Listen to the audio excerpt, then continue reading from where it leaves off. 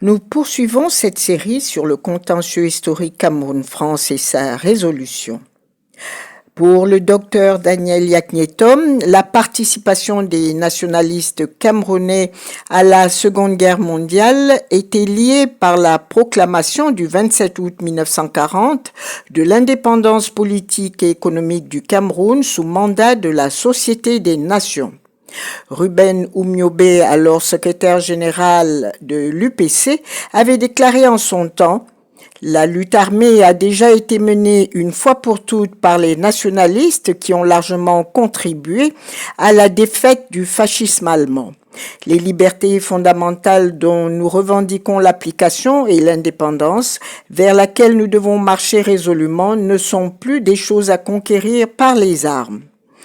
C'est le non-respect de cette indépendance proclamée à Douala le 27 août 1940 par celui qui deviendra le maréchal Leclerc, qui est à l'origine de la création de l'Union des populations du Cameroun.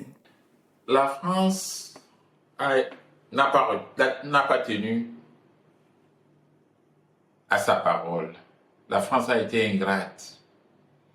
La France a même été cruelle vis-à-vis des Camerounais et de l'Afrique en général.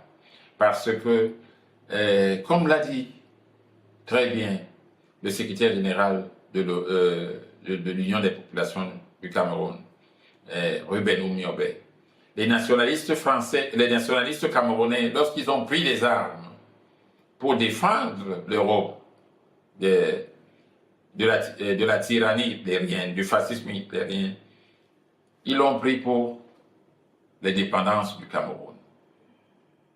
Les nationalistes camerounais avaient pris les armes le 27 août 1940 pour libérer l'Europe du fascisme hitlérien, mais en même temps, c'était pour l'indépendance du Cameroun qui avait été proclamée le 27 août 1940. La France, n'ayant pas respecté sa parole, les nationalistes camerounais ont été obligés de créer l'Union des populations du Cameroun pour obliger la France à reconnaître cette indépendance-là qui avait été proclamée. Et c'est à partir de là que les problèmes ont commencé, puisque la France tenait à tout prix à ne pas reconnaître l'indépendance qui avait été proclamée le 27 août 1940. Et elle a répondu par la violence, par les exactions. Et les principaux, les tout premiers dirigeants UPCistes, les tout premiers nationalistes, ceux qui ont formé le squelette même de la résistance armée UPCiste, étaient ceux qui avaient libéré la France du nazisme allemand. Est-ce que vous en avez quelques noms? Oui, il y en a plusieurs. Il y en a de ma famille, il y a mon oncle maternel, le grand frère à ma maman, Tina Kisaga. Oui. Mais il y a encore de plus illustres comme Makanda Pout.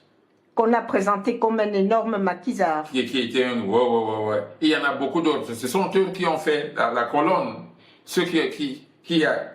Et vous pouvez imaginer comme ce qu'ils pouvaient ressentir dans la forêt camerounaise, pourchassés par les mêmes Français pour lesquels ils avaient combattu, ils avaient donné leur sang, leur sueur, les mêmes Français qu'ils avaient aidés à libérer leur pays, et ils étaient obligés d'être pourchassés comme des animaux en pleine forêt camerounaise. Vous pouvez...